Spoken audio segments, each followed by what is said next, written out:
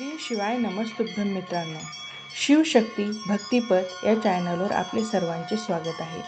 श्री वराह जयंतीच्या पावन दिवशी आपले सर्वांचे स्वागत आहे. आज आपण जाणून घेऊ वराह अवताराचं महत्त्व. वराह अवतार कथा.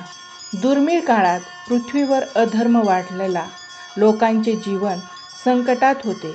भगवान विष्णू यांनी वराह अवतार धारण करून पृथ्वी महासमुद्रातून उचलली आणि अधर्मावर विजय मिळवला. पूजन आणि साधना. आजच्या दिवशी फुले अर्पण करा. ओम नमो भगवते वराहाय नमः असा मंत्र जपा.